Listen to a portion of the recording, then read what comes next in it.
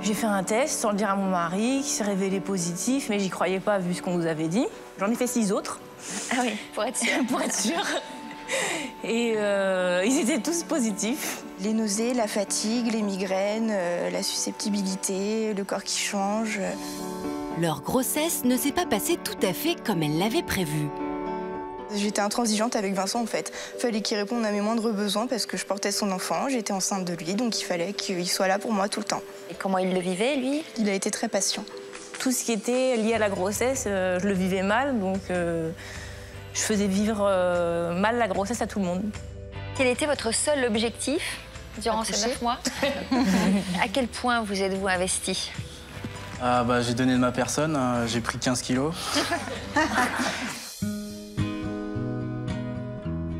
Ça n'a pas de prix d'avoir un enfant, quoi. Il n'y a rien de plus beau. Je pense qu'on peut que se dire qu'on a de la chance quand on a des enfants, quoi.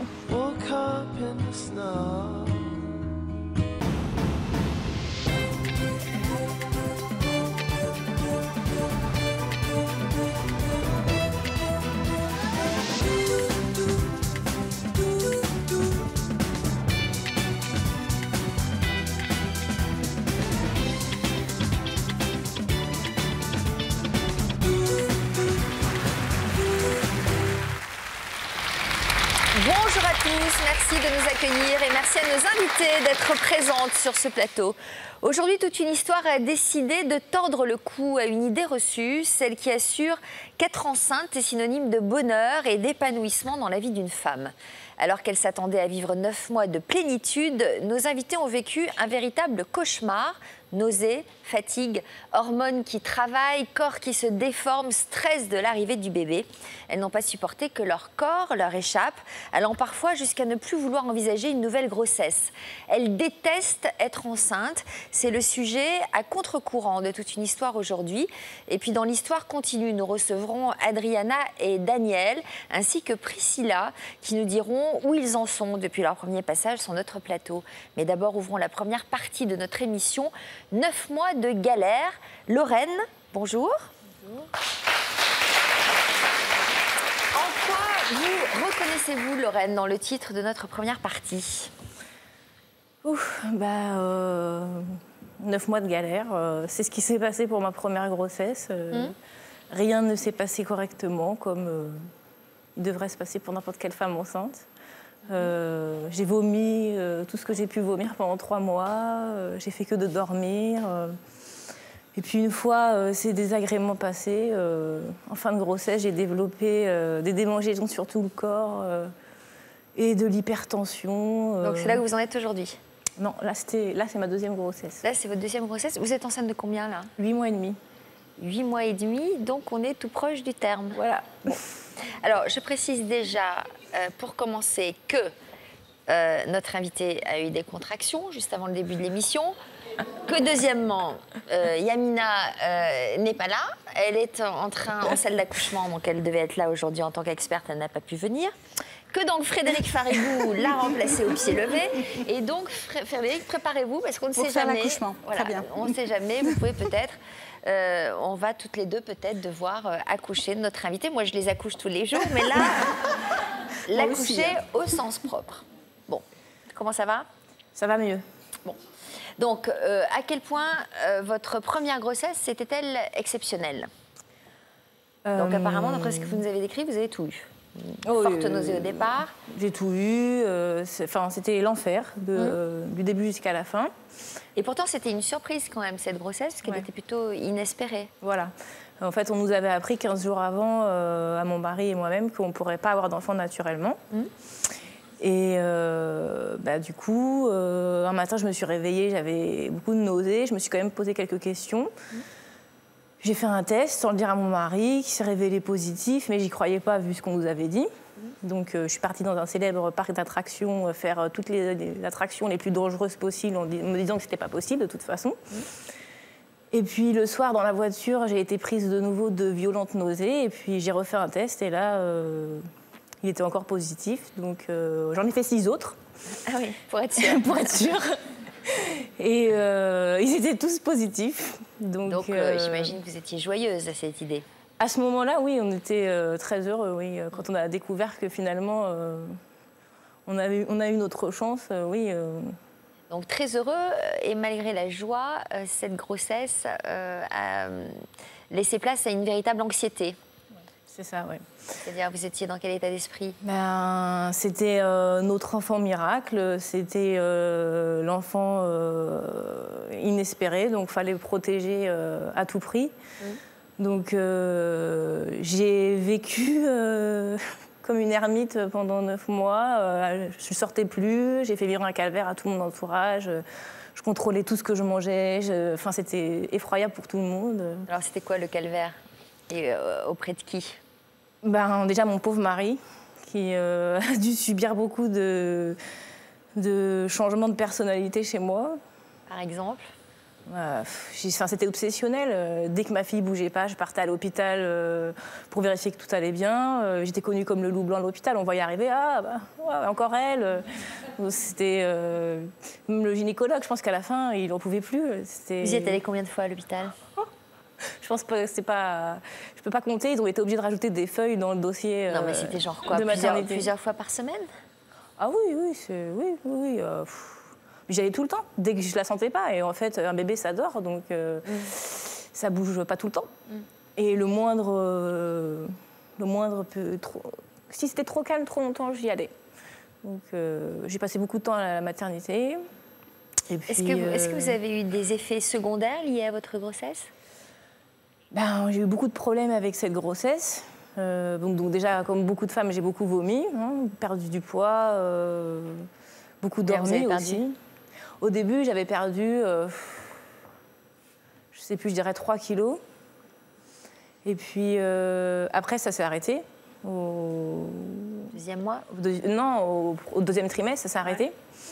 Et là, j'étais dans l'attente de sentir pour la première fois ma petite bouger. Puis tant qu'elle bougeait pas, j'étais pas tranquille. Donc j'angoissais tout le monde.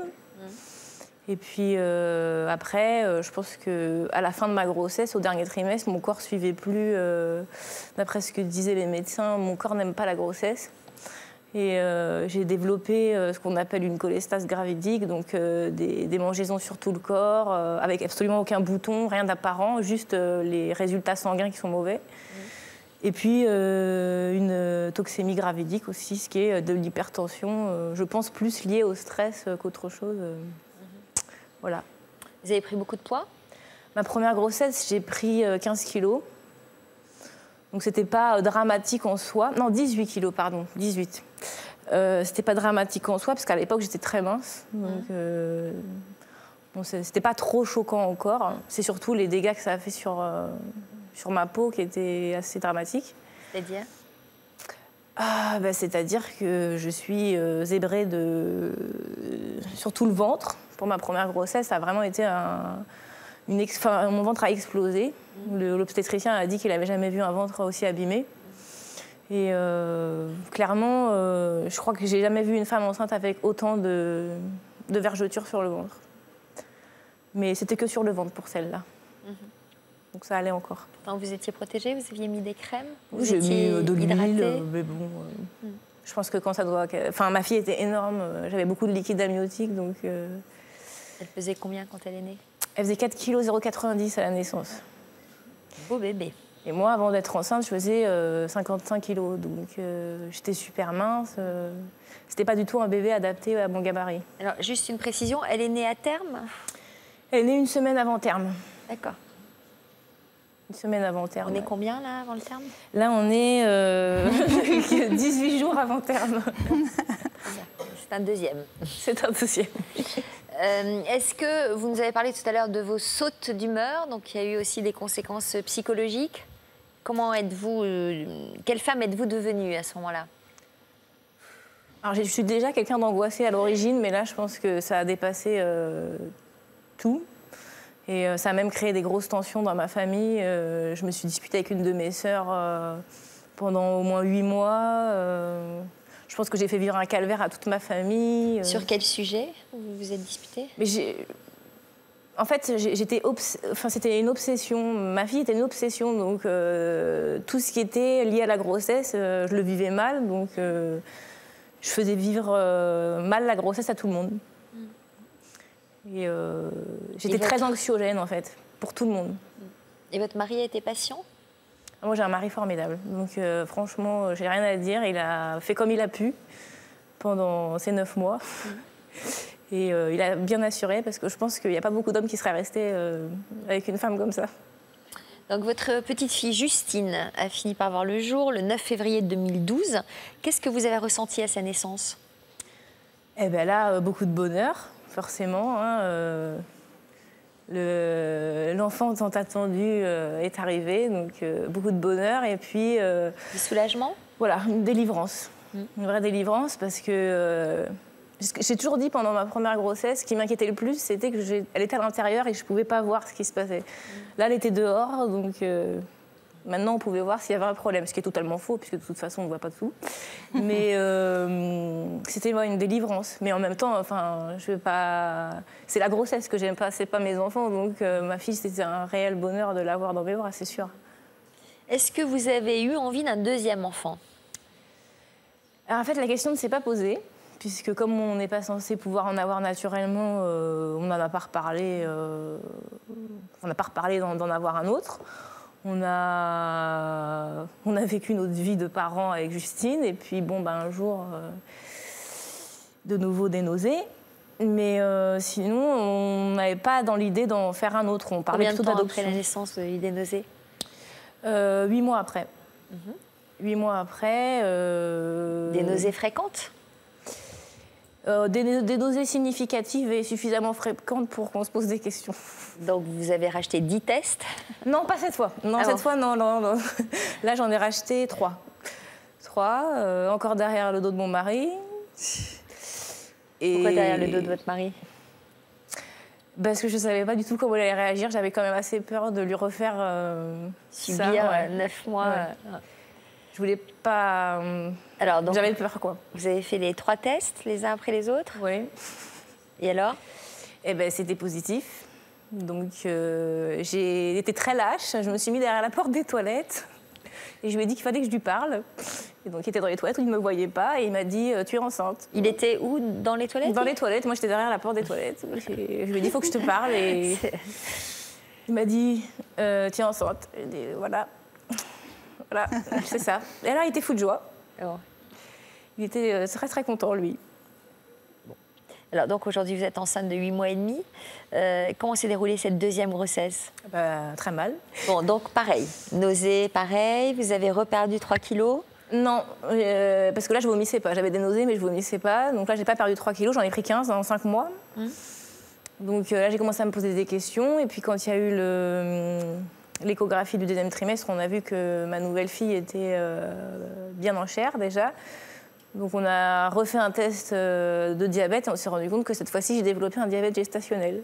Ah. Donc encore quelque chose de super à vivre pendant la grossesse. Donc ça veut dire quoi? Ça implique quoi? Ça implique 6 prises de sang sur le doigt dans la journée pour vérifier que le taux n'est pas trop haut, pour pas que ce soit dangereux pour le bébé, et un régime alimentaire invivable pour une femme enceinte. Alors 6, parce qu'on doit en faire 6 ou parce que c'est vous qui êtes un peu stressée et comme les tests de grossesse, vous avez besoin d'en faire plus? Non, parce que l'endocrinologue m'a demandé de le faire avant chaque repas et après chaque repas. Donc ça pourrait même être 8 par jour parce qu'il y a des collations, mais non, 6 fois c'est déjà bien. Donc ça veut dire que vous avez fait attention à ce que vous mangiez, moins de sucre? Plus de sucre. Et quand on est enceinte, surtout une petite fille, on aime bien manger du sucre. Et moi je suis une grosse gourmande, donc vraiment c'est très difficile. Donc ça veut dire que votre mari en a encore plus bavé que la première fois? Ah non, parce que ça, là, lui il fait pas d'effort là-dessus. Non, ça, la nourriture, c'est un sujet, faut pas toucher. Donc lui il continue à manger normalement. Mais par contre, il subit quand même pas mal mon mal-être, parce que ça me fait pas mal pleurer quand même, parce que lui, je le vois manger tout ce que j'aime, et puis moi, j'ai pas le droit de manger ce que j'aime. Et puis, voilà, bon, on attend. Alors, comme la première, votre deuxième grossesse a pris des allures de parcours du combattant. Depuis 8 mois et demi, vous ne vous reconnaissez plus et cet état vous pèse sur votre morale. Ce qui n'a pas échappé à Florian, votre mari, qui tente, lui, de vous soutenir jour après jour. Alors, vous avez accepté que notre équipe vous suive dans votre quotidien. Au secours, je suis enceinte. C'est le titre du reportage que nous vous avons consacré. Ça se passe à Auneau, dans l'Eure-et-Loire.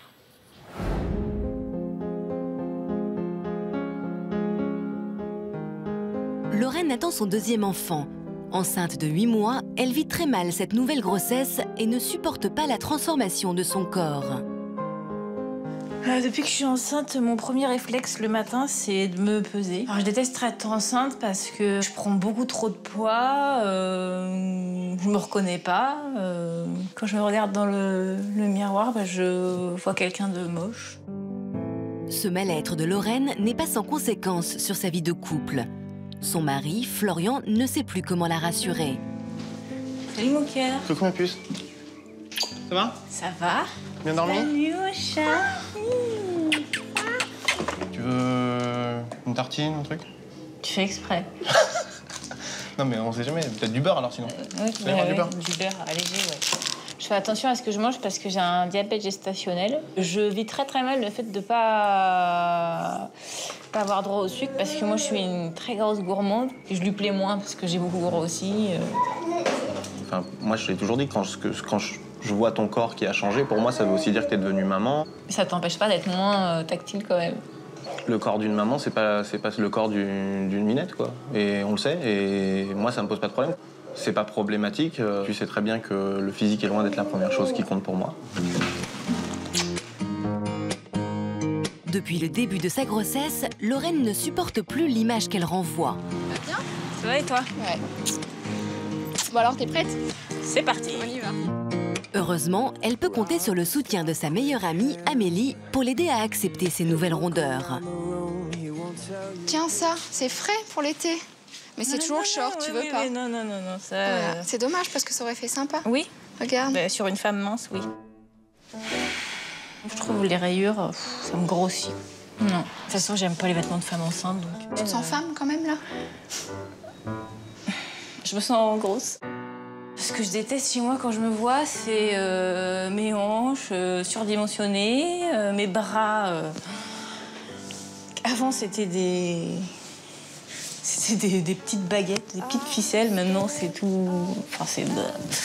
Et puis, non, mais c'est tout, c'est un ensemble. La seule chose, à la limite, que j'aime chez moi, c'est là, voilà, c'est mon ventre. Parce qu'il y a ma fille dedans. Mais sinon, le reste, j'aime pas. Lorraine n'a désormais qu'une seule hâte, donner enfin naissance à sa petite fille. À 4 semaines du terme, elles seront aujourd'hui à son tout premier cours de préparation à l'accouchement.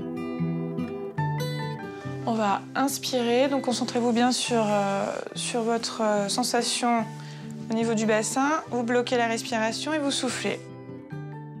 J'ai hâte d'accoucher, clairement. Je compte les jours, par exemple. J'ai une application sur mon téléphone où on peut noter chaque jour qu'il y a en moins et on voit exactement ce qui reste jusqu'à l'accouchement. La semaine prochaine. Ça marche très bien. Au revoir. Merci, bonne journée. Au revoir. Lorraine est déjà maman d'une petite fille d'1 an et demi. Elle avait déjà mal vécu sa première grossesse, mais pour rien au monde, elle n'échangerait sa vie de mère de famille. Tu fais du toboggan? Allez! Bravo! Ouais. Quand je suis devenue mère, je pense que je suis devenue moi, en fait. C'est comme si c'était moi qui étais née, en fait, quand ma fille elle est née. Et ça a tout changé. Alors j'imagine qu'avec ma seconde fille, ça va être encore plus dingue. Ça n'a pas de prix d'avoir un enfant, quoi. Il n'y a rien de plus beau. Je pense qu'on peut que se dire qu'on a de la chance quand on a des enfants, quoi. Oui!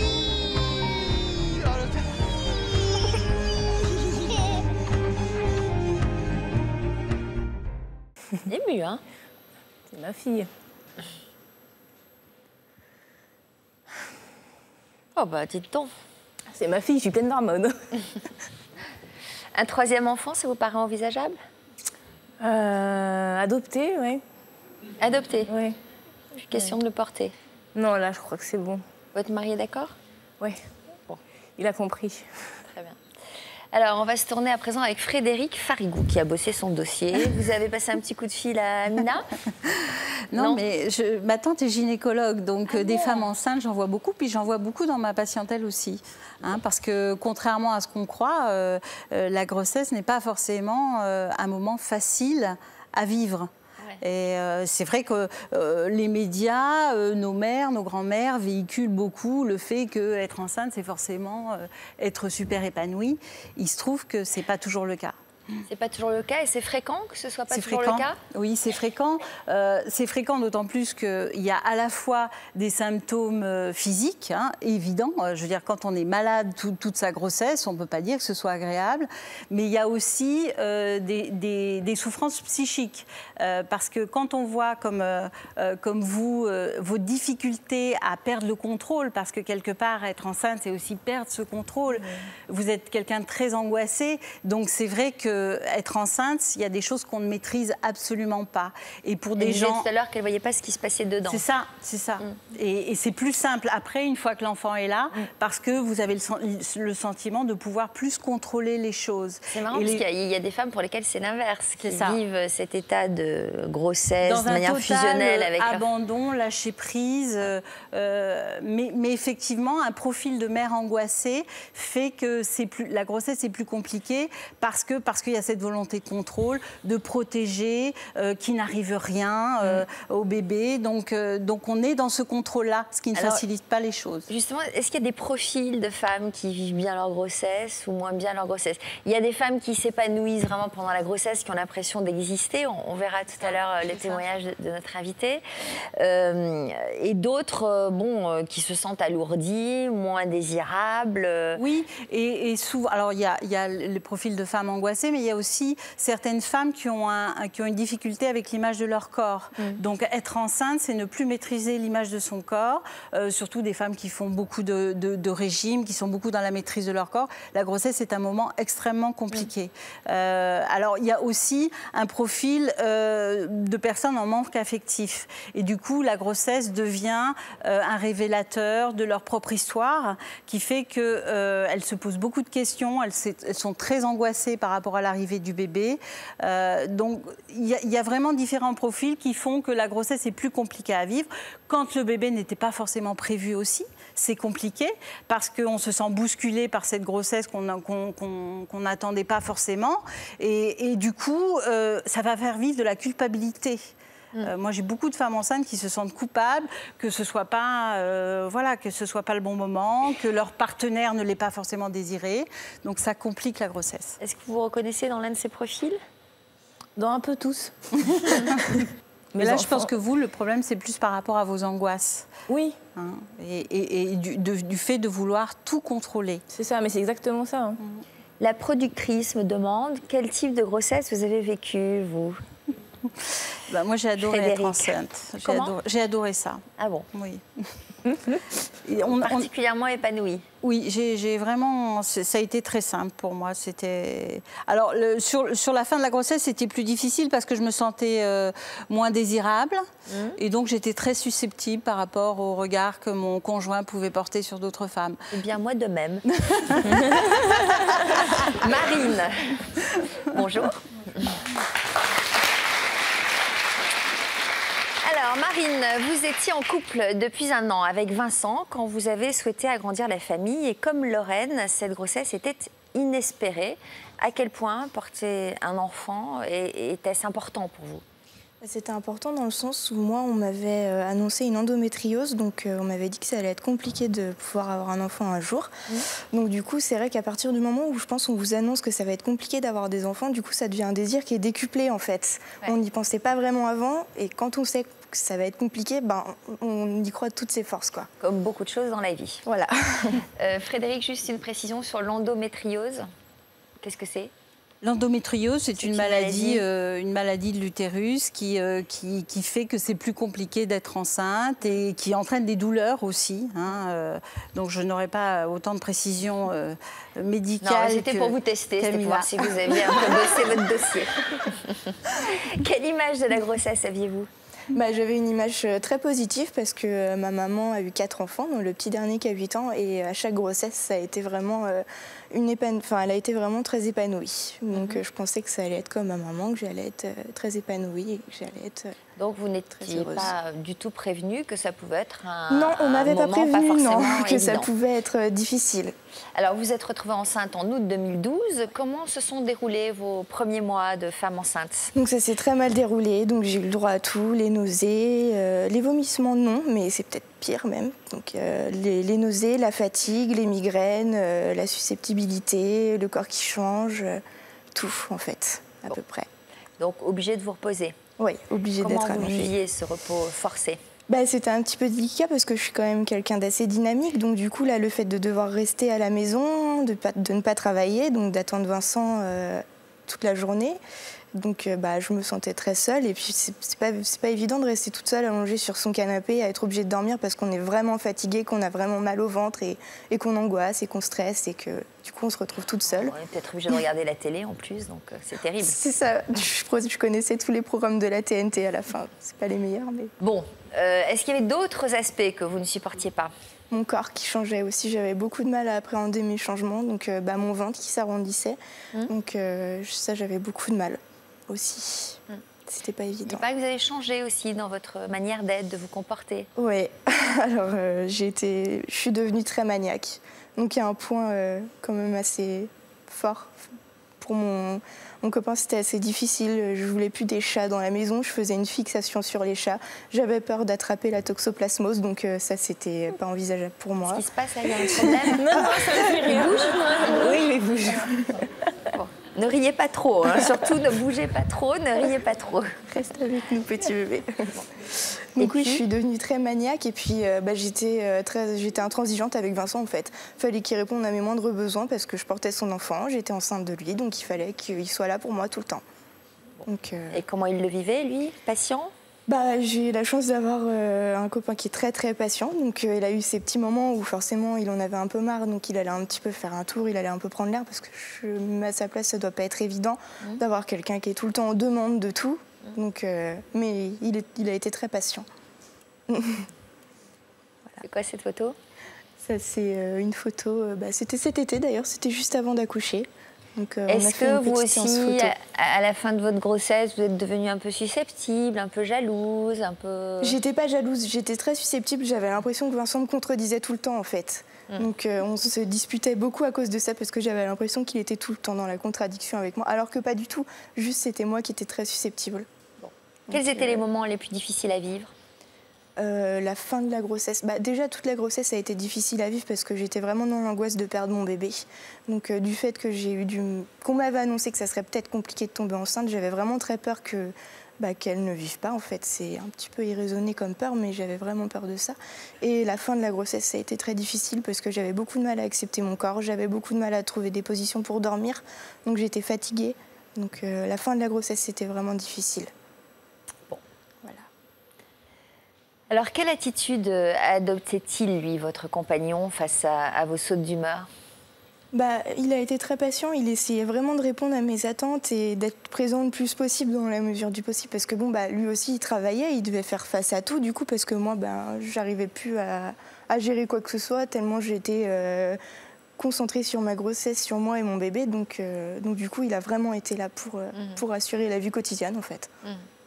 Alors, ça pouvait aller loin, hein. Si vous perdiez votre brosse à dents, par exemple. Oui, j'étais capable de me mettre à criser parce que je ne retrouvais pas ma brosse à dents ou un jean ou un t-shirt que je voulais mettre ce jour-là et pas autre chose. Et c'était forcément de sa faute parce que c'était à lui de faire le ménage parce que moi j'étais enceinte et que je ne pouvais pas bouger. Donc c'était de sa faute à lui.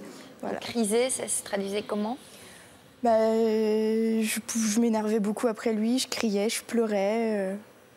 C'est marrant parce que vous avez l'air d'avoir une lucidité sur votre état. C'est quoi? C'est avec le recul? C'est lui qui vous a... Avec le recul et puis aussi pendant ma grossesse, j'essayais d'avoir des moments où je me calmais un petit peu parce que lui, il n'y était pour rien et il ne pouvait pas tout assurer non plus.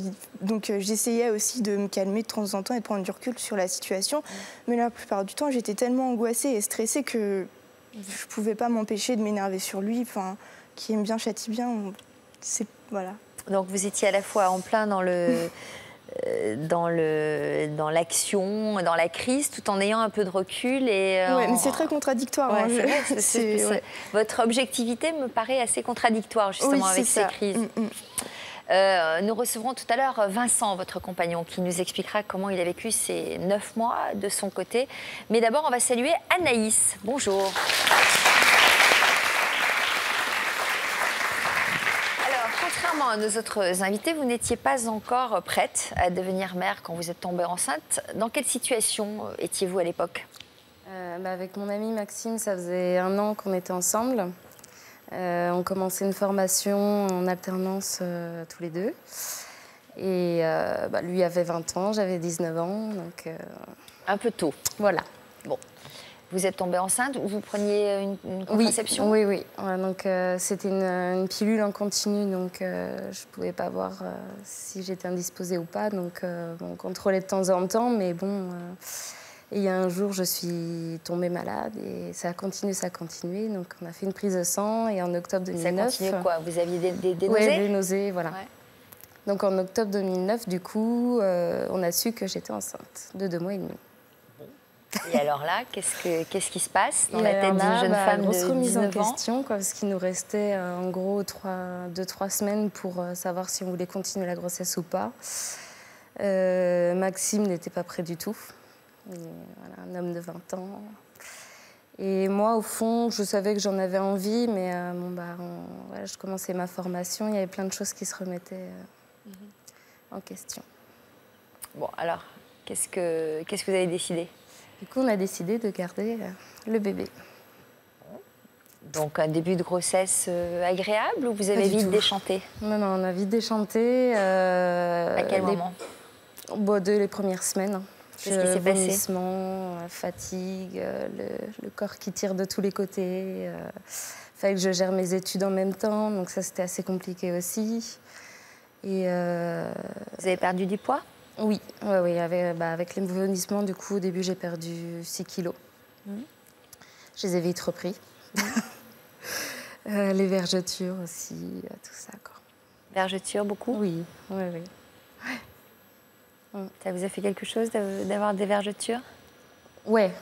J'ai éclaté en sanglots. En fait, je l'ai vu d'un coup comme ça en me regardant dans le miroir et j'ai éclaté en sanglots. Puis c'était 3 semaines peut-être avant d'accoucher, donc j'y avais pensé pendant toute ma grossesse en disant cool, j'en ai pas, mais si.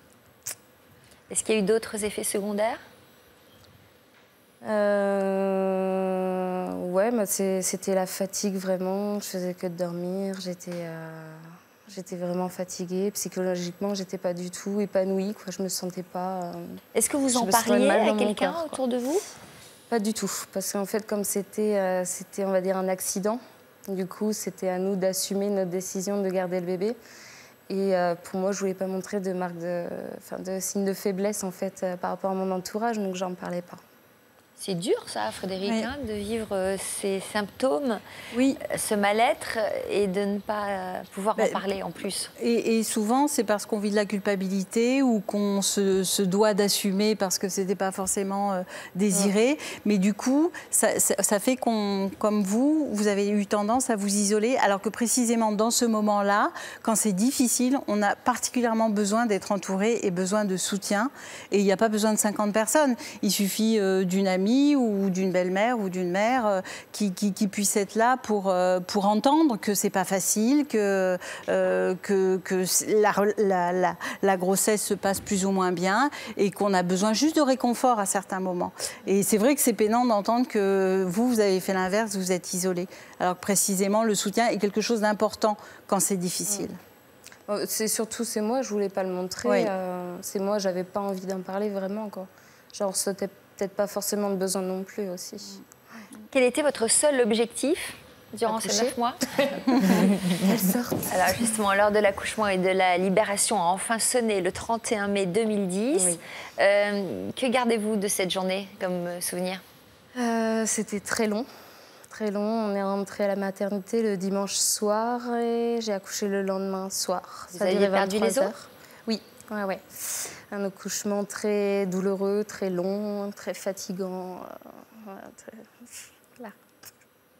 Vous avez quand même bénéficié d'une péridurale?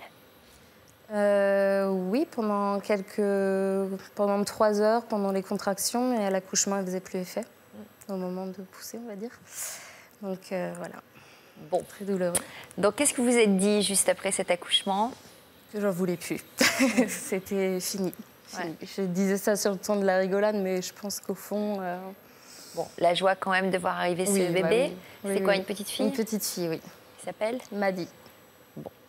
Et pourtant, vous êtes retombée enceinte 2 ans plus tard. Vous nous direz tout à l'heure comment votre grossesse s'est déroulée, si vous avez enfin réussi à apprécier cet état. Florence est assise face à nos invités, nous découvrirons son témoignage, mais ce sera juste après ces quelques messages de la rédaction. A tout de suite. Comme nos invités, vous pouvez nous raconter votre histoire. Vous êtes enceinte ou avez eu un enfant et vous n'êtes pas sûr que votre mari soit le père. Vous avez découvert que votre compagne était infidèle et vous ne savez pas si son enfant est vraiment le vôtre.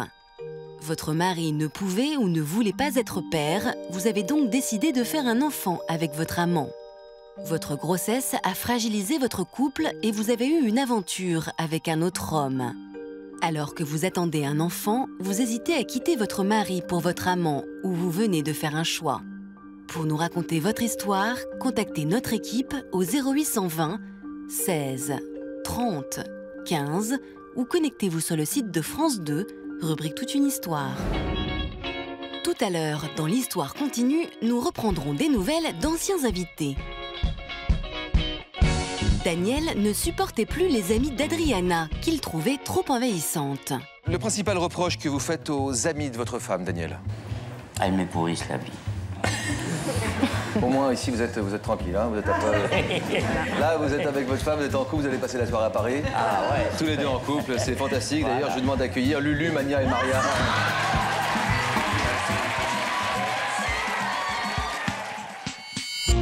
Quant à Priscilla, son physique hors norme lui gâchait la vie. En plus de ma petite taille, en plus j'ai pas de sein et en plus je pourrais pas avoir d'enfant, donc je suis quoi? Que sont-ils devenus? C'est ce que nous découvrirons en images dans la dernière partie de l'émission.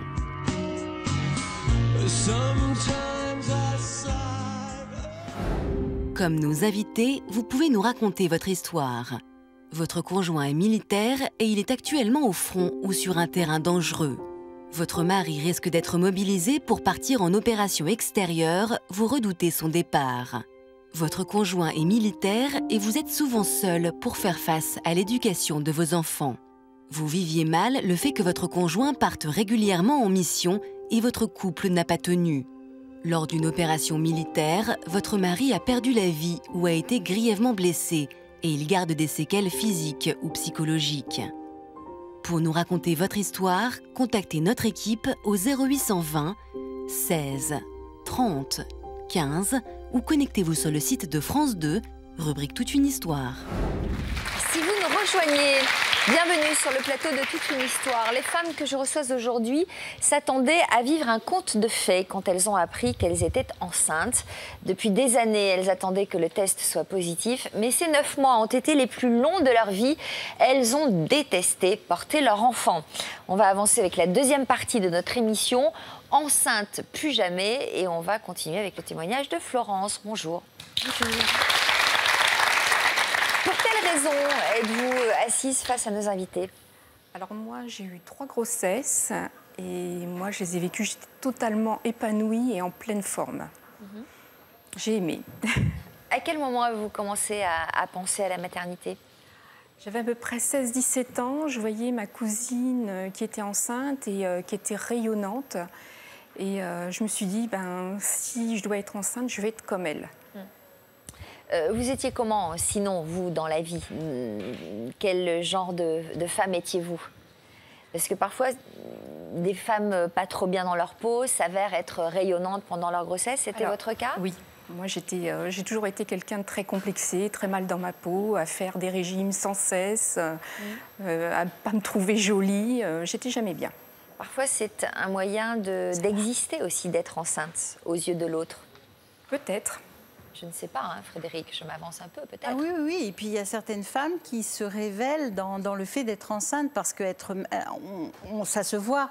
Elles portent un enfant et du coup, elles acquièrent un autre statut face au monde. Et effectivement, certaines femmes se révèlent dans le fait d'être mère. Donc c'est un peu comme ça que vous l'avez vécu. Oui. Vous avez été enceinte à 3 reprises. Oui. Comment vous avez vécu les prises de poids liées à votre grossesse? Ça ne m'a pas dérangée, les prises de poids ne m'ont pas dérangée parce qu'à ce moment-là, je savais que c'était pour ma grossesse, c'était pour les enfants. Donc finalement, prendre du poids, ça ne me dérangeait pas. Et pourtant, ma première grossesse, j'ai quand même pris 21 kilos. La deuxième, j'en ai pris 6. 6 kilos? 6 kilos. Il me restait à peu près 5 kilos de la première. Et finalement, j'ai pris que 6 kilos pour la deuxième. Et ensuite, la troisième, j'ai pris 11 kilos. Et vous en aviez gardé entre les deux? Non, j'avais totalement perdu. C'est-à-dire que quand je suis sortie pour la deuxième de la maternité, j'avais perdu plus de kilos que ce que j'avais pris. J'en avais pris 6 et j'en avais déjà perdu 10 en sortant de la maternité. Avec quel mot vous décririez ces périodes de votre vie?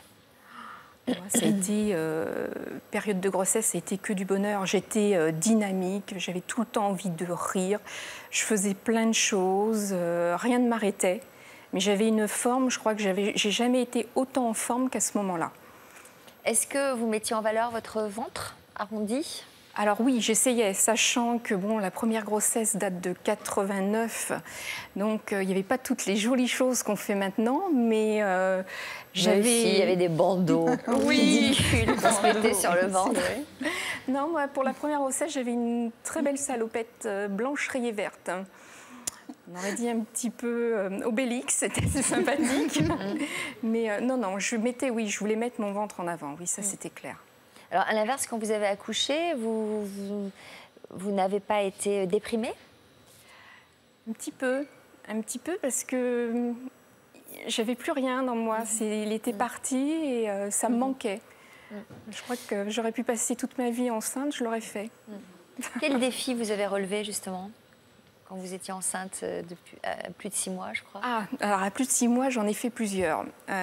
J'ai monté toutes les marches de Montmartre. J'étais à peu près enceinte de 7 mois. Mais pourquoi vous vouliez accoucher plus vite? Non, pas du tout, mais j'étais tellement en forme, j'étais tellement bien que j'avais décidé avec une copine qu'on aille tout en haut sur la place. Donc j'ai fait ça. Ensuite, j'ai été en boîte. J'étais enceinte de 6 mois. J'ai été à j'ai fait plein de choses, j'ai dansé. Pour mon premier, je m'en souviens, c'était l'époque de la lambada. Et donc... J'ai dansé la lambada enceinte de 7 mois sur un terrain de camping qui faisait une fête à l'extérieur. Est-ce que vous comprenez les femmes qui détestent être enceintes? Oui, je peux le comprendre quand c'est quelque chose qui se passe mal, quand elles sont malades, qu'elles ne sont pas bien. Par contre, c'est vrai que je le comprends moins bien quand il n'y a rien qui fait que si elles sont en pleine forme, que tout va bien. Je veux dire que c'est un bébé, c'est la naissance, on va donner la vie. Et puis je me dis que la grossesse, c'est pas une maladie, au contraire. Qu'est-ce que vous avez envie de dire à Lorraine, là, qui vit ces 5 dernières minutes de grossesse? Je dirais que Lorraine, en plus, c'est un peu différent parce que la pauvre, elle a quand même pas mal de soucis de santé. Mais je crois que moi, j'avais un petit brin d'insouciance quand même, quelque part. Je ne m'étais pas focalisée trop sur ma grossesse, j'adorais ça. Mais j'étais tellement insouciante que je faisais plein de choses en dehors. J'y pensais pas. Il vous arrive, vous, de mettre votre ventre en valeur? En valeur pas spécialement. C'est des habits de femme enceinte, ça? C'est des habits de femme enceinte, choisis par ma mère, parce que moi, je suis incapable de m'habiller toute seule. Je me trouve trop moche, donc... Mais mettre en valeur... je suis très fière de mon ventre. Hein. On dirait pas. Hein. Si, mais c'est assez complexe parce que je n'aime pas être enceinte. Ça va, vous le portez très bien, ce bébé. Je ne suis pas grosse? Non. D'accord. Vous avez pris combien?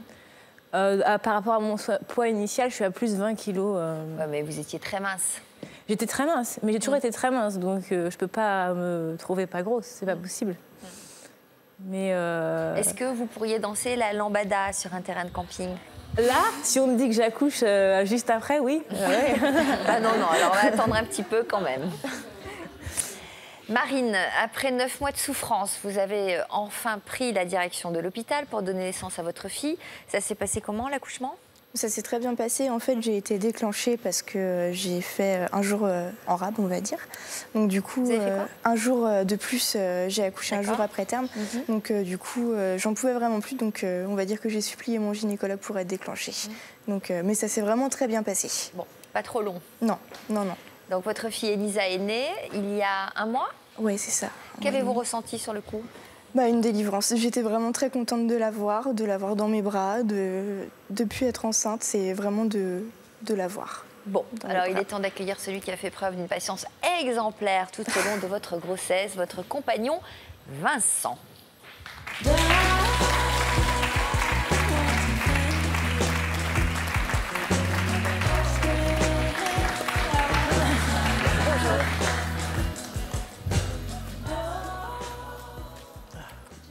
Vincent, oui, patient. Bon. Oui, très. Ça a été dur ? Ouais, c'était dur, ouais. Mais bon, quand on aime, on compte pas. À quoi vous vous attendiez quand vous avez appris que Marine était enceinte ? D'abord, j'étais content, et puis après, tous les clichés de la femme enceinte. Les fraises. Les fraises à 23h du soir, je m'y attendais, j'étais prêt. Hein, mais et alors, elle vous en a demandé ? Non, même pas, parce que... Mais qu'est-ce que c'est que cette légende ? À 22h, elle était couchée, elle était pliée, au revoir. Donc, mais bon, non, j'ai fait tout ce que j'ai pu pour... Qu'est-ce qui a été le plus dur à vivre pour vous ? Pendant la grossesse toutes les engueulades, les sautes d'humeur. C'est vrai que ça a été très dur, ça, à supporter. Comme elle disait, des fois, je partais tellement que l'atmosphère était pesante, quoi. Mais c'est vrai qu'en y repensant, là, c'est vrai que c'est fou, là. Il y a des histoires tout bidons, comme je sais plus quoi, par rapport à une brosse à dents. C'est vrai que une crise d'hystérie pour une brosse à dents, oh là là. Alors, vous avez beaucoup soutenu votre compagne pendant ces 9 mois. À quel point vous êtes-vous investi ? J'ai donné de ma personne, j'ai pris 15 kilos. C'est vrai qu'on ne s'y attend pas, quoi. Pourtant, normalement, j'ai mangé normalement, mais j'ai pris tous les... j'ai parallèlement pris les maux de la grossesse de Marine. Ce qu'on appelle une couvade. Une couvade, c'est ça. C'est ça. Oui, exactement. Et puis je pense que là, c'est accentué parce que, à mon avis, il a beaucoup pris sur lui. Et donc, du coup, on compense avec la nourriture. Donc, je crois que vous êtes beaucoup rentré en confluence avec la souffrance de votre compagne. On s'en rend même pas compte. Oui, oui, c'est ça. C'est dingue. Marine, vous êtes une maman épanouie aujourd'hui. Est-ce que vous envisagez d'avoir d'autres enfants ? Non, pas pour l'instant. J'ai vraiment très mal vécu cette grossesse et j'ai pas envie de réitérer, on va dire. Et vous, Vincent ? Bien sûr, il est prévu là pour dans 2 ans. Vous pensez que d'ici là, elle changera d'avis ? Oui, oui. Parce que pour le moment, vous envisagez quelle solution ? J'ai pensé à l'adoption. Vincent, pour l'instant, n'est pas du tout dans cette optique-là. Il préférerait avoir des enfants biologiquement, je pense, naturellement. Mais maintenant que vous avez un enfant, vous le serez peut-être moins angoissé ? Je sais pas. J'ai envie de profiter déjà de la première et pour la deuxième, ça va être vraiment un travail sur moi, je pense. Est-ce qu'on l'est moins quand même au deuxième ? On n'a plus le temps. Hein ? On n'a plus le temps d'être angoissé. Hein. Et puis quand même, on sait où on va, non ? Oui, on sait où on va, mais c'est surtout qu'on n'a plus le temps, clairement. Un conseil de Frédéric, peut-être ? Pour certaines femmes, moi je fais un suivi aussi. C'est important de se faire aider si on a eu un accouchement. Il y a des femmes qui ont par exemple un accouchement très difficile ou une grossesse très difficile. Et quand elles sont enceintes à nouveau, quand elles ont un désir d'enfant mais qu'elles sont bloquées par ces angoisses, c'est peut-être important aussi d'aller se faire aider pour apprendre à lâcher prise, pour ne plus être focalisée sur son corps comme vous, Lorraine, c'est-à-dire éviter de se peser tous les jours pour en rajouter une couche et du coup faire des choses plus pour se faire plaisir plutôt que de se dire je suis moche, je suis grosse, c'est horrible. Donc vraiment pour faire ce travail d'aider à lâcher prise. Donc ça peut être important d'aller voir quelqu'un ou de faire des exercices de respiration. En tous les cas, de ne pas se priver d'une grossesse parce qu'on a peur d'être enceinte ou d'accoucher. seriez d'accord? Ouais, bah moi j'étais là pour... Mais c'est pas à vous qu'on pose la question. Oui, effectivement, c'est vrai que vu que c'est vraiment une peur, une éventuelle prochaine grossesse, c'est vrai que peut-être aller voir quelqu'un pour en discuter. Il y a des moyens d'évacuer ces peurs. Ouais. En tous les cas, qu'elles ne fassent pas obstacle à une future grossesse. Bon, enfin, d'ici là, vous avez le temps de de changer d'avis. Ouais. Anaïs, vous, après avoir vécu un cauchemar lors de votre première grossesse, vous avez malgré tout décidé de retenter l'expérience, alors que tout à l'heure, on sortait d'un accouchement vraiment difficile, en plus d'une grossesse difficile. Donc 3 ans plus tard, vous avez décidé d'avoir à nouveau un enfant. Là, c'était voulu. 2 ans plus tard, du coup. 2 ans plus tard. Ouais, du coup, c'était voulu et ça a été un déclic d'un coup. Quoi, on a parlé la volonté d'en avoir un? Ouais. Comment ça s'est passé, cette deuxième grossesse? C'était génial. Vous l'appréhendiez? Oui. Quand on a su, je l'ai su très tôt, du coup, j'étais enceinte. Et quand on l'a su, les peurs sont revenues en fait de la première grossesse, les vomissements, tout ça. J'en avais pas envie, quoi. Et comment vous les avez évacués? Pareil, on n'a plus le temps avec la première. Et puis bon, non, je me sentais bien, donc je me sentais épanouie, je me sentais... Bon, ben voilà, ça contente vous de donne me le lever le courage, matin, j'étais heureuse. Voilà, c'est ça. Est-ce que les symptômes sont revenus quand même de la Pas première du tout. grossesse? Bizarrement, Non. pas du tout. Ah bon, donc Ouais. Vous avez été super épanouie. À Ouais. quel point? Je prenais mon ventre en photo, alors qu'à ma première grossesse, je ne l'ai pas trop fait. Je parlais à mon bébé. Je profitais à fond, quoi. Comment vous expliquez le fait que vous ayez ressenti les choses de manière totalement différente? Je pense que déjà, la situation dans laquelle on était par rapport à la première grossesse, on était plus jeunes, on était financièrement, on était en alternance, donc c'était pas forcément prévu, alors que là, c'était vraiment voulu. Un contexte plus serein. Voilà, ouais. Puis bon, on est prêt avec la première. Et vous en voudrez un troisième? Peut-être. On va attendre. Parce que... Oui, mais pas tout de suite. Bon, en tout cas, on vous remercie d'être venu témoigner sur ce plateau. J'espère que votre accouchement se passera le mieux possible. Merci d'avoir préservé Frédéric et de ne pas l'avoir... Enfin, c'est pas encore tout à fait fini, puisque maintenant on a ce petit module de l'histoire continue. Et merci Frédéric d'avoir remplacé Amina au pied levé comme ça. Il est temps à présent d'ouvrir le second volet de notre émission. Vous avez sans doute noté en effet que depuis le début de la saison, nous vous proposons désormais 2 plateaux, c'est-à-dire l'opportunité d'avoir 2 fois plus de nouvelles de nos invités. Dorénavant, c'est dans une ambiance plus intimiste que je recevrai chaque jour toutes celles et ceux qui vous ont particulièrement marqué. Et pour eux, une chose est sûre, l'histoire continue. Adriana, Daniel et Priscilla, bonjour. Merci d'avoir accepté notre nouvelle invitation. Daniel et Adriana, nous avons fait votre connaissance le 19 février 2008. Ou plutôt c'est Jean-Luc Delarue qui a fait votre connaissance dans une émission intitulée « Les amis de mon conjoint sont-ils mes ennemis ?» Daniel, quel est le principal reproche que vous faisiez aux amis de votre femme à l'époque? L'envahissement. Elle nous envahissait, elle venait n'importe quelle heure, sans prévenir, jour comme de nuit d'ailleurs, des fois, soir tard. Et à l'heure où on mangeait, quoi, pendant le dîner, déjeuner, n'importe quand. Donc voilà, ça vous agaçait? Oui, quelque part. Ça générait des conflits entre vous? Des conflits, plus ou moins, oui, bon. Plutôt plus que moins, j'ai l'impression. Voilà, il faut arrêter un peu. Est-ce que vous leur fixiez des limites à vos copines? Non, elle venait quand elle voulait. Pourquoi était-ce si important pour vous qu'elle soit là tout le temps? Je suis d'origine brésilienne.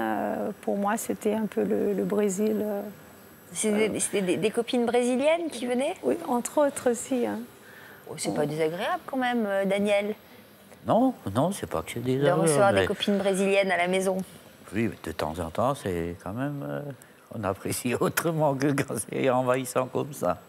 Bon, alors pas facile pour vous de trouver le juste milieu entre votre mari et votre bande de copines qui s'incrustaient chez vous à n'importe quelle heure du jour et de la nuit. Entre vous, la brésilienne, et Daniel, l'alsacien, l'ambiance était explosive et votre couple haut en couleur avait particulièrement marqué les esprits. Est-ce que vous avez finalement réussi à mettre de l'eau dans votre vin tous les deux? Eh bien, c'est ce que nous allons découvrir tout de suite en images.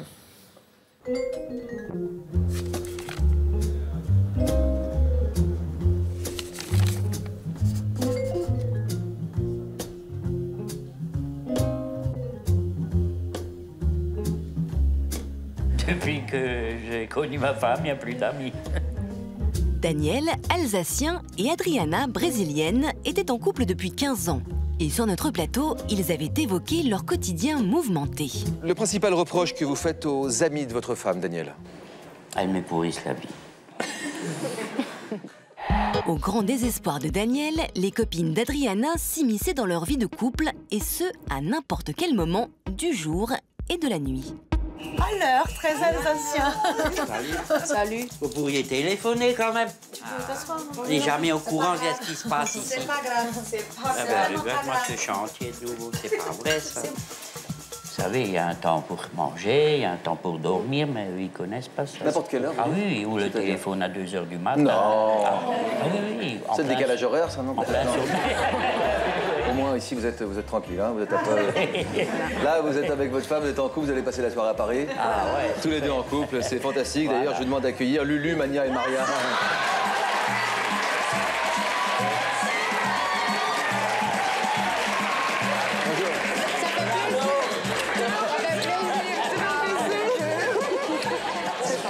Ça, c'est une surprise. Ça, c'est une surprise. Alors, dans la vie, il y a des surprises. Il y a des bonnes surprises et puis il y a des mauvaises surprises. Celle-ci, c'est une...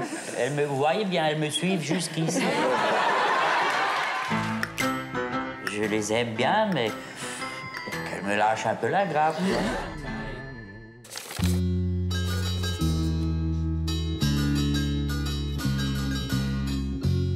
5 ans plus tard, nous retrouvons Adriana chez elle, en Alsace. Depuis son passage dans l'émission, la jeune femme s'est remise en question. Alors, comme ça. Parfait. Quand je suis venue sur le plateau, je n'avais pas conscience que ça dérangeait beaucoup mon mari. Pour lui, je le délaissais. Il ne faisait pas partie de mes programmes des sorties. Et c'était pas correct.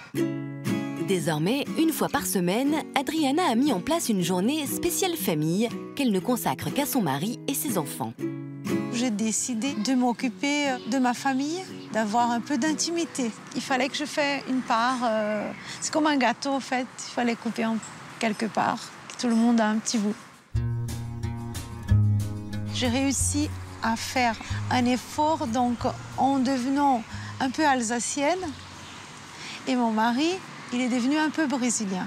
Il prend un peu les choses plus tranquilles. Quelque part, des fois, je me dis, je suis ravie d'avoir changé. Aujourd'hui, je suis très contente, on peut dire heureuse. Tout le monde se comprend et tout le monde s'accepte.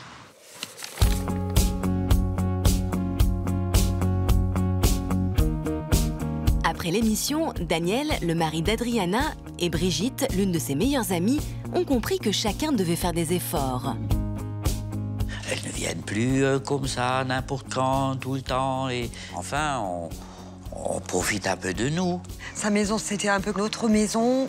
Et après coup, on s'est dit non, là, on a fait une grosse boulette. On s'en est voulu un petit peu quand même, hein, de se dire qu'on a été un vecteur de conflit par rapport au couple et tout. Et ça, c'est pas bien, quoi. Mais maintenant, on essaye de toujours demander, est-ce qu'on peut venir? Ben, bien sûr, vous pouvez venir, c'est bon. Aujourd'hui, la situation s'est arrangée et tout le monde est beaucoup plus détendu. Les amis d'Adriana ont même intégré Daniel dans leur bande de copines. On était un groupe de filles, on aimait être que entre filles. Dani avait peut-être pas sa place par rapport à nous. Bon, maintenant, c'est rentré à l'ordre. Maintenant, je suis copain avec ses copines, il n'y a pas de problème. Je suis adopté, elles sont adoptées, voilà. Et elles me considèrent mieux maintenant, je veux dire. Et puis bon, moi je joue un peu le jeu aussi avec maintenant. Quand on arrive, il est ravi de nous recevoir, quoi. Je veux dire, voilà, c'est ça qui a changé. Je veux dire, on se sent accueillis par les deux, quoi. Donc je suis réellement devenue l'amie des deux.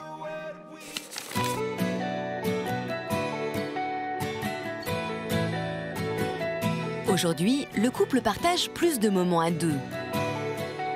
Merci. Mais ils sont en train de... Oui, super, merci. En train de... C'est bien quand même d'être un peu seul, non? Oui. Je les apprécie bien, tes copines, mais seulement nous deux, c'est bien aussi. I like the way you're not afraid. Mais les amies brésiliennes d'Adriana ne sont jamais loin. Lulu habite chez le couple depuis plusieurs années et elle a même pris ses petites habitudes en cuisine. Ah. Est-ce que tu peux me donner un coup de main là pour préparer une salade brésilienne un peu exotique? Après des années de tension, Lulu et Daniel ont su trouver un terrain d'entente et ils prennent désormais plaisir à cuisiner ensemble. Tu peux me préparer une sauce? Ah oui. Ta sauce française. Une vinaigrette. Une vinaigrette, ouais. Bon, donc toi, tu fais un plat brésilien et moi, je fais une vinaigrette française, quoi. Voilà, comme ça. Ça fait un bon mélange. Un bon mélange des cultures. Ce midi, le couple a invité Brigitte, l'amie d'Adriana. Et l'une des règles fixées par Daniel, c'est d'être à l'heure. L'amour, ça va? Voilà. Salut Dani. Acho que louva. Ja. Oh là là là là. L'entrée, salade, brésilio, alsacienne. Oh là là. Superbe. Excellent, hein. Brigitte, ils n'ont même pas eu besoin de moi. Comme d'habitude. Je t'ai renvoyé de la cuisine. Comme d'habitude. Ce soir, Adriana a prévu de sortir avec ses amies brésiliennes. Et pour une fois, Daniel est de la partie. Ah bah, je suis prête. On y va. Let's go.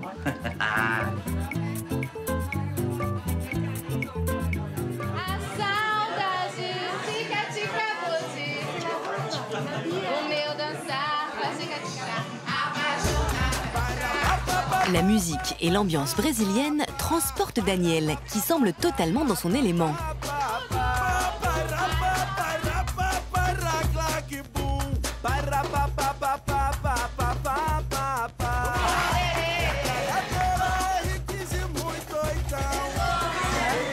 Il a le rythme. Dani, tu vas nous donner des leçons et tu découvres Dani. Ouais. C'est devenu brésilien, je crois. Ouais, il est devenu brésilien.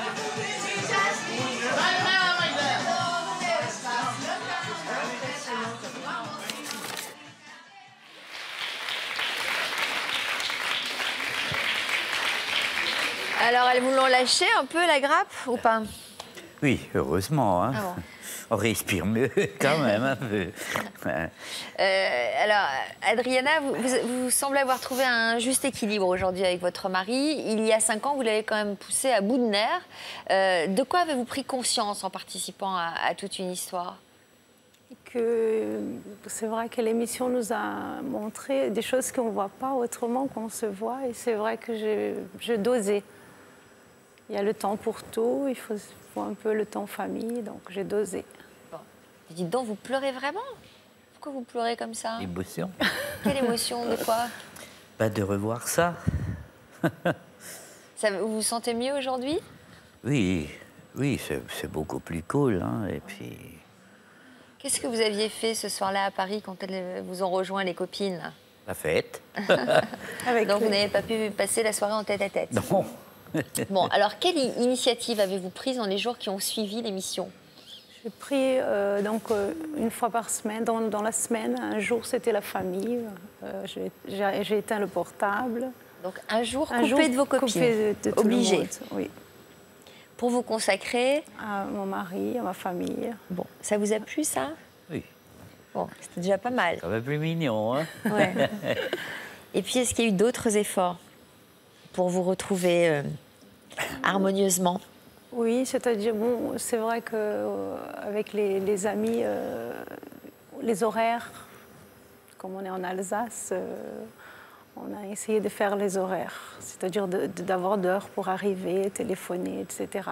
C'est-à-dire qu'elle n'avait plus le droit de téléphoner la nuit ou de débarquer éviter. À des heures indignes. Ouais.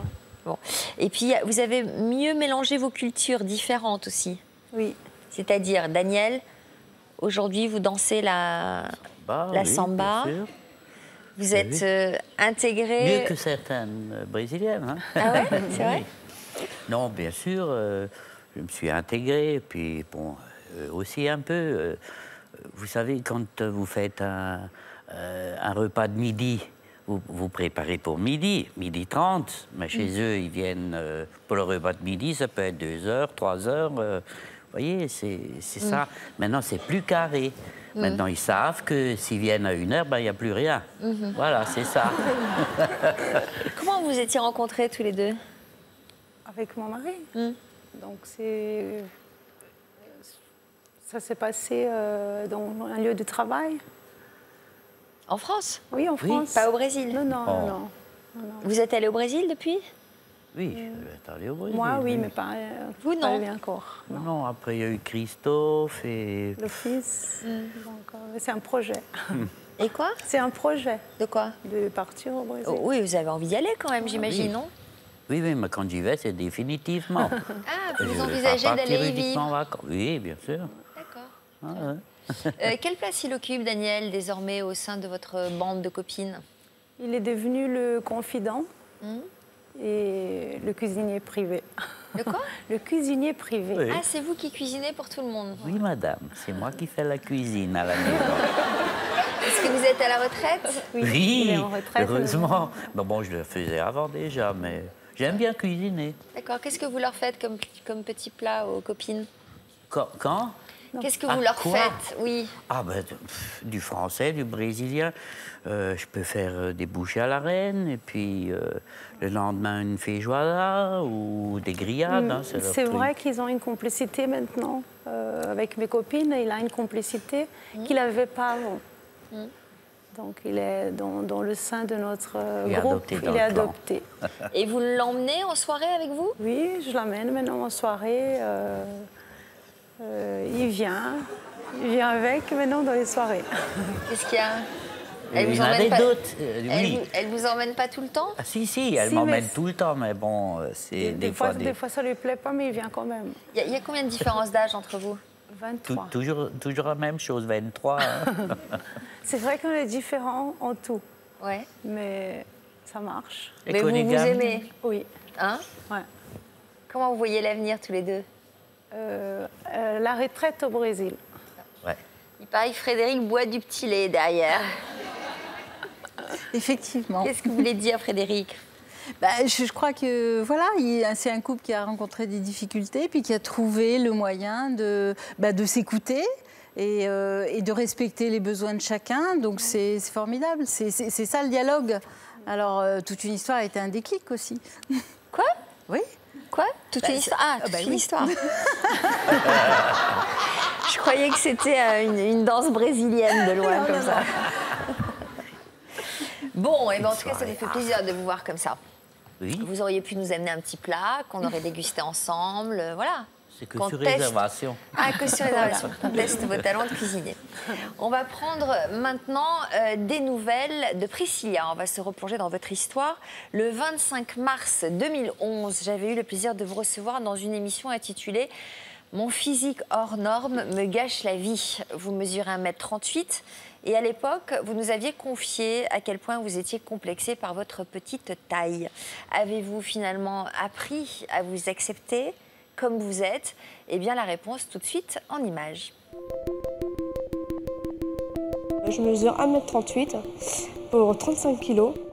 Je me sens pas femme. J'ai l'impression de ressembler à une enfant, en fait. Il y a 1 an, Priscilla était venue nous expliquer à quel point elle souffrait de sa petite taille.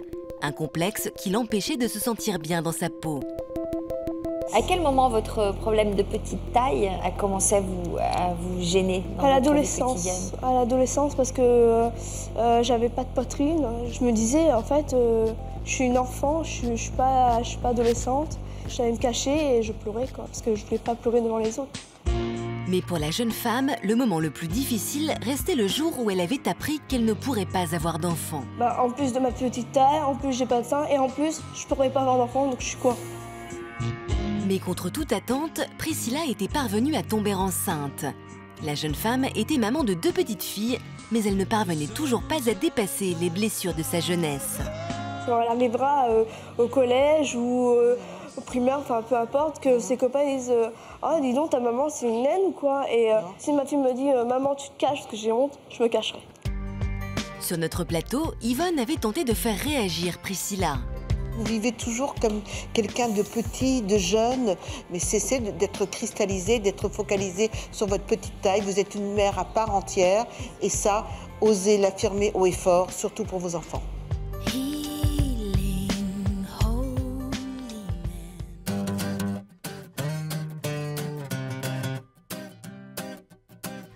Vous avez bien dormi les enfants?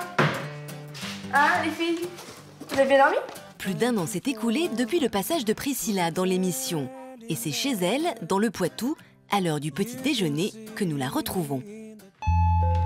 Et surprise, depuis l'émission, la famille s'est agrandie avec la naissance, il y a 5 mois, de la petite Wendy. Moi, je m'attendais pas à avoir un 3e enfant. En fait, quand j'étais à votre émission, j'étais enceinte, mais je le savais pas. C'est une belle surprise, c'est sûr. Je me sens vraiment bien, quoi. Depuis que mes enfants sont là, du coup, on oublie tout ce qui est petit bout de femme. Du coup, tout va bien, quoi.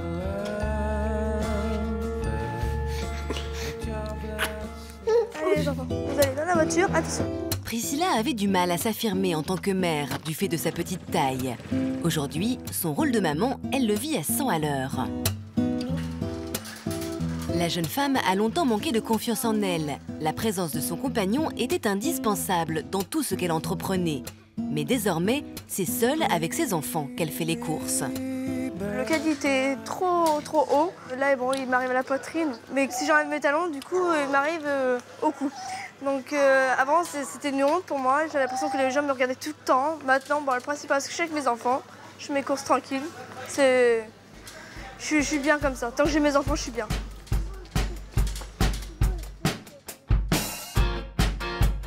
Aujourd'hui, Priscilla n'a plus peur du regard des autres. Et dans les allées du supermarché, elle n'hésite pas à demander de l'aide quand elle en a besoin. Bonjour. Excusez-moi, madame, est-ce que vous pouvez m'attraper la boîte de lait? Je suis trop petite, je peux pas l'attraper. Merci. Au revoir. Aujourd'hui, j'ai plus honte de demander de l'aide. Pour moi, c'est nouveau et pour moi, c'est même un défi. Parce que du coup, ça veut dire que je m'accepte telle que je suis aujourd'hui.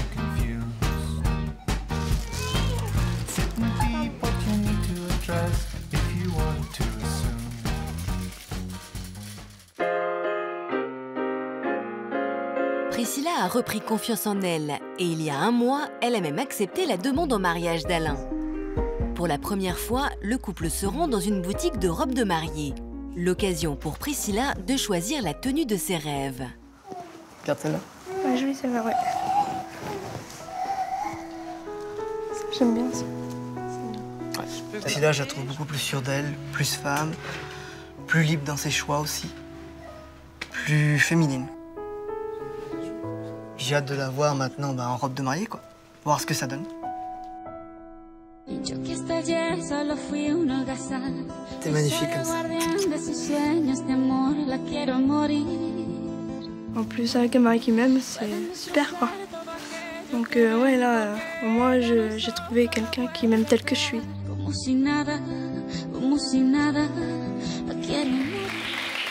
Priscilla, complètement bouleversée par ce reportage qui m'a dit mais qu'est-ce qui se passe? Pourquoi vous pleurez comme ça? Bah, moi, je vois mes enfants, ça y est, je suis perdue. C'est vrai? Ah oui, puis là, la demande en mariage, ça fait beaucoup. Hein.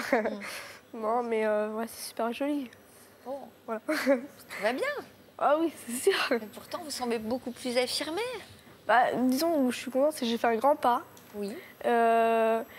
je me sens bien maintenant telle que je suis. Donc les conseils d'Yvonne, merci Yvonne, parce que du coup maintenant je me sens beaucoup mieux. Toute une histoire m'a fait un super déclic. Et, pourquoi? Qu'est-ce qui vous a réconforté dans les conseils d'Yvonne? Qu'est-ce qui vous a permis d'avancer? Disons que je me trouvais toujours enfant et elle m'a conseillé de dire non, tu es maman, il faut que tu sois maman, femme, et il faut arrêter de regarder ma petite taille et me croire enfant. Donc aujourd'hui, c'est ce que j'ai fait et c'est vrai que ça a bien marché parce que je peux faire mes courses tranquille, je peux demander à quelqu'un de m'attraper un objet, quelque chose qu'avant j'aurais jamais demandé, j'aurais jamais fait mes courses toute seule déjà. J'aurais obligé, il faut que j'aille là qui vient avec moi déjà, rien que pour prendre le caddie, parce que je ne prenais pas le caddie. Et si, admettons, n'importe quel article, si j'arrive pas à attraper, je laissais et puis j'allais le chercher. Je dis, tu vas chercher l'article, parce que je n'irais pas à le chercher. Mais à l'inverse, ce qui est génial, c'est que plus vous allez vieillir, plus vous allez apprécier de faire très jeune comme ça. Oui. Non Oui, ça peut être un avantage, oui. Qu'est-ce que vous en pensez? Oui. Je pense qu'elle est jolie. Et Daniel, lui, il se réjouit de tout. Oui, non, mais elle est super comme elle est. Il est devenu content. Ah bon, il n'était pas comme ça avant. Non. Par contre, vous avez un atout, des magnifiques yeux. Elle a des super yeux. Alors, vous avez suscité de nombreuses réactions sur notre forum et voici l'une d'entre elles. Il s'agit d'un jeune homme qui se fait appeler Sacha.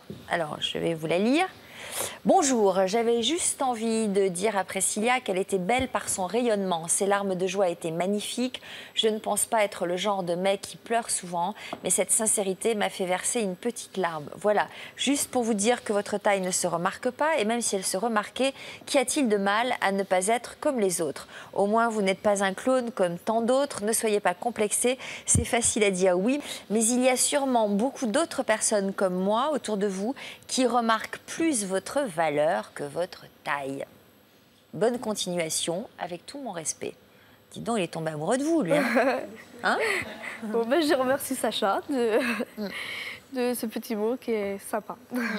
Dans les jours qui ont suivi l'émission, vous avez appris que vous étiez enceinte pour la 3e fois. Oui, alors quand je suis venue sur le plateau, j'étais enceinte, mais je ne le savais pas. Vous aviez des nausées? Du tout. Et contrairement à nos invités, moi j'adore être enceinte. Ah bon? Ah ouais, donc du coup, on fait le lien avec le thème de la première partie. Moi j'adore être enceinte parce que déjà, rien qu'avoir ce petit ventre, ça me fait femme aussi. Et oui. Ça me dit, je vais être encore maman, donc moi j'adore être enceinte. Donc ça, et contrairement à nos invités, moi, je n'aimerais pas avoir un 4e, quoi. Bon, donc depuis, votre enfant est né? Alors mon enfant, il est né, oui. Elle a 6 mois hier, elle a eu 6 mois hier. Et c'est encore une fille. Donc 3 filles. Et voilà.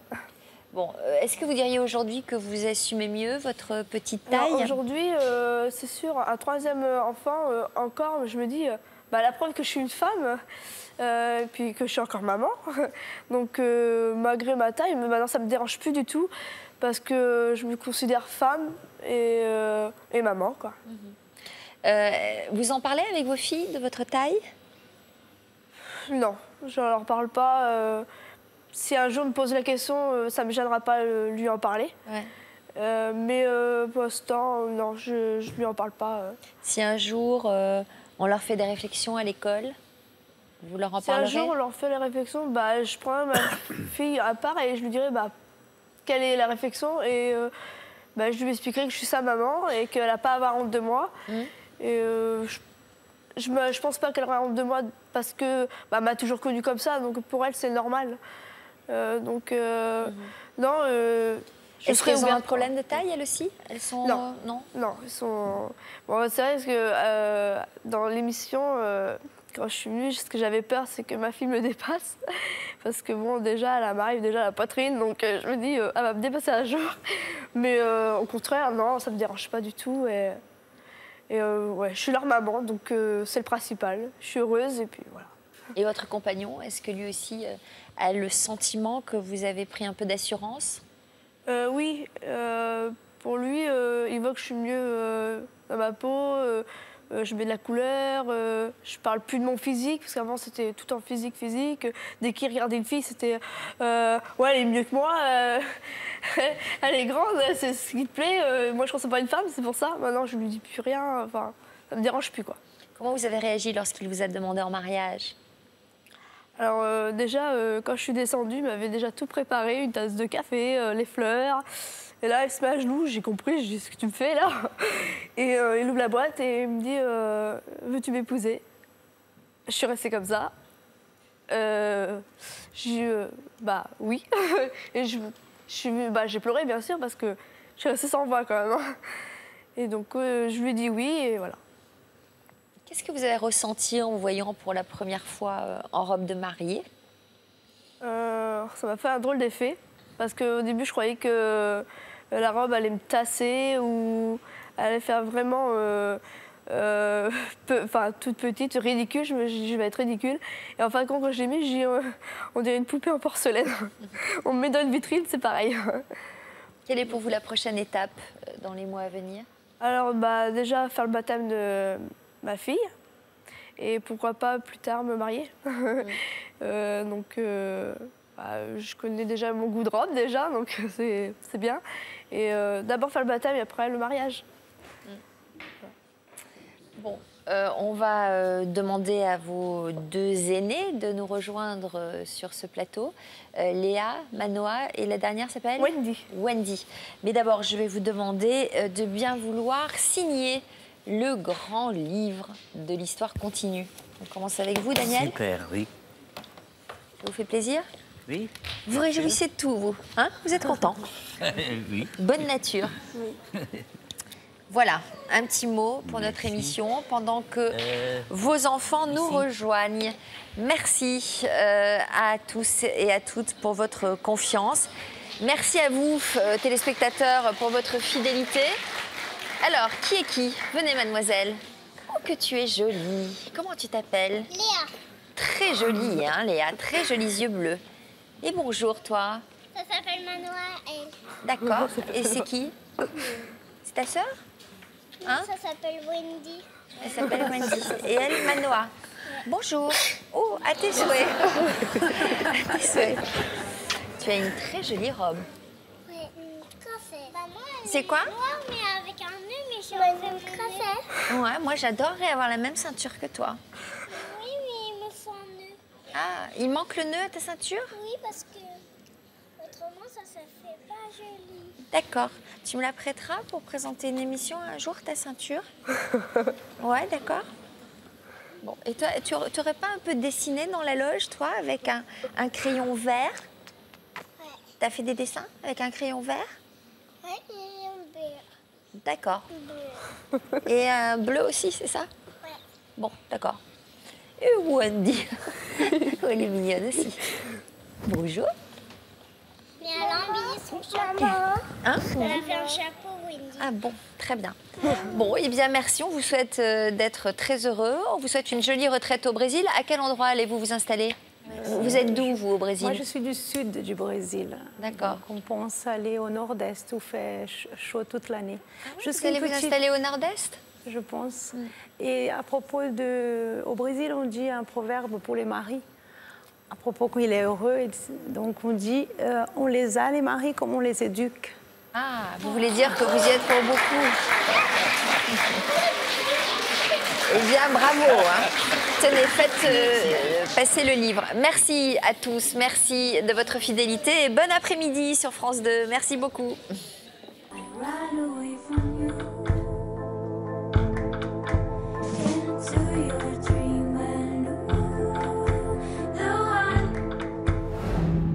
Et si les animaux étaient parfois capables de guérir ou de soulager les maux les plus sévères?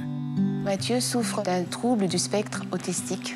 Il est autiste de haut niveau. Antoine souffre d'un cancer qui s'appelle un neuroblastome et c'est un cancer de la glande surrénale. Je suis vite tombée dans l'autodestruction, tentative de suicide, etc. Je n'osais plus sortir, je n'arrivais même plus à raisonner, j'étais vraiment, je ne pouvais plus rien faire de mes journées, j'étais dans mon lit à dormir. Mais leur compagnon à quatre pattes a été leur meilleur remède. Et à un changement radical. Il va plus vers les autres, il est beaucoup plus serein. C'est ma motivation en fait aussi. J'ai peur que si je retourne à l'hôpital, qui va s'en occuper, qui sera là pour lui. Au lieu de dire on va à l'hôpital faire une prise de sang, on dit on va voir les animaux. Et donc là, obligatoirement, c'est plus facile à retourner à l'hôpital. Elle a changé ma vie. Il était triste, plutôt renfermé sur lui-même. Et aujourd'hui, il a la joie de vivre.